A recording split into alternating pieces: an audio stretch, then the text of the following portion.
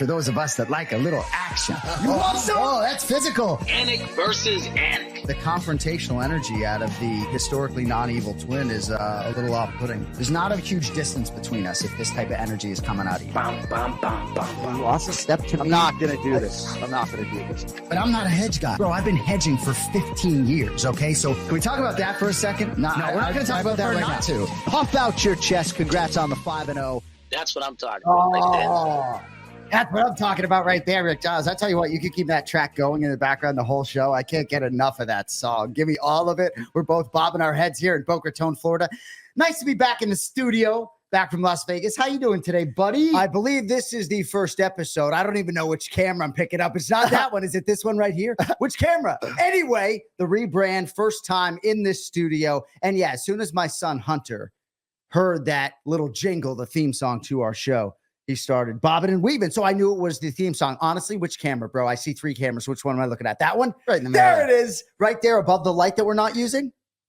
Is that right? We don't need that. You're good. You got some light on your face. Little sunshine back here. How about Rick Giles on there? Our great friend Rick Giles voicing a little bit on that update. I got to love it. Right? That's what I'm talking about right there. Favorite Boston accent we've ever heard. Go ahead. If you don't know who Rick Giles is, you might not be alone. Pretty famous guy in Massachusetts circles, but he's in the Rogue League, a fantasy football league that I have been in since 2003. And to that end, before we get started, I would like to shout out my longtime friend, Jamie Klein. So we've been in the Rogue League, he and I together since 2003. Rick Giles actually dropped out at one point, came back in. Sorry to throw you out publicly like that, Rick. But so Jamie Klein, right?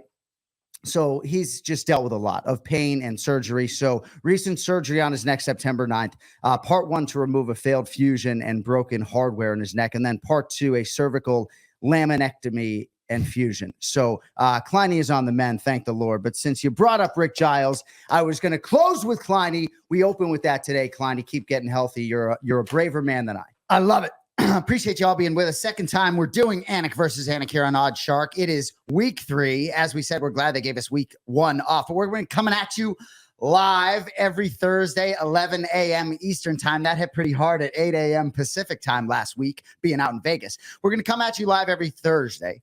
And those of you who don't know, the onus for our show, we pick 5 games against the spread in the greatest sports league in the world, the National Football League. 5 picks against the spread. We go head-to-head against each other. And our ultimate goal really is to set ourselves up for the million contest out in Vegas, where you submit 5 picks against the spread. It's $1,000 to get in, $6 million in prizes. And like I said last season, we had 1 entry. So we would do this show. We try and nail down our 5. Not this year. We each have our own opposing entries in the contest. We'll get into that more later. But, dude, we were out in Vegas last week. Sphere, UFC 306. I talked about that in the huddle. But any football bets for you while you were out there? Any chance to dabble in the sportsbook on any football while you're out there? No, I was 0-1 betting against the Eagles, -5.5 against the Atlanta Falcons on Monday Night Football. Nice hit by you on the money line.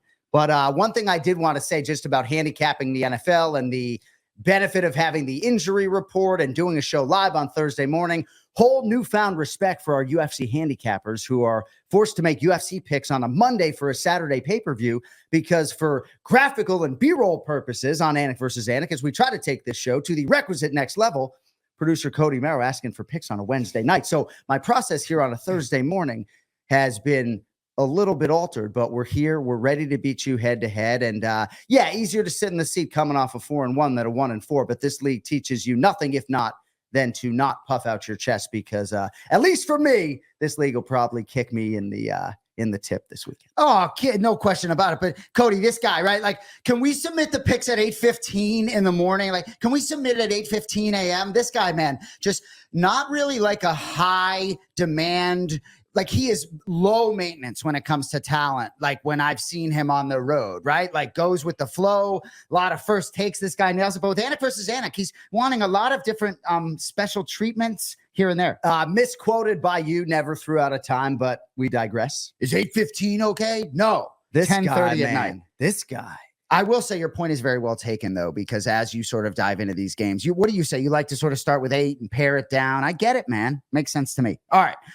One thing I just want to thank you for, a nice little upgrade for me in my seat on the airplane on the way out. Yes, to Vegas. You know, American Airlines is threatening to take away my concierge key status, which we worked exceedingly hard to obtain. We went Miami to Perth, Western Australia 3 times to get concierge key, and they're sending me emails suggestive that they're going to take it away. But yeah, we got the upgrade for you on the way out, and they happen to have an empty seat right next to me. So maybe people don't want to talk about mixed martial arts on the airplane. They don't want to sit next to me. No, I don't talk. When I get that upgrade, do you like me right next to you, or would you prefer me maybe a row back or not right next to you? Because you know I want to be next to you. Well, I mean, you're the only one who still I shouldn't out you like this. He doesn't wear a mask on the plane. He wears it to sleep. But he's the only one in 2024 that I know who's still bringing an effing mask. Well, the reason I wear a mask on the plane is because what I realized was during COVID, when I had to wear a mask, right, I would sleep better because I wasn't worried about sleeping with my mouth open, right? So sometimes I sleep on planes with my mouth open. So now I'm not worried about people having to look at my open mouth. So I just throw a mask on, I'm sleeping with my mouth open, and I sleep pretty well. But, you know, we were sitting in first class, and it's definitely a business trip for John, but, you know, we're like, oh, we're going to have a drink, right? We're sitting in first class. We're going to have a drink, right? So, all right, just give me some. I don't really drink whiskey that much, but I'm like, I'll take Jack on the rocks, right? This bitch, he takes a Jack and Diet, doesn't even drink it. Jack and Diet, right? She gives us another nip. You know, you just let it sit there, huh? Well, I mean, again, misquoted. I said, I'd like I guess I'd drink Jack Daniels. It's 86 proof, trying to get a little bang for the buck after doing fighter cards. I said, I'd like a Jack Daniels with a splash of Diet Coke. She brings me a can of Diet Coke. And yeah, I didn't have the drink, which I guess is neither here nor there. You're welcome for the upgrade. And next time I'll have you across the aisle. I know I'm not wearing fucking mask on. And maybe we shouldn't cut up the mask stuff, right? In this social media era, you feel like everybody, we're going to cut this mask stuff. Maybe we won't.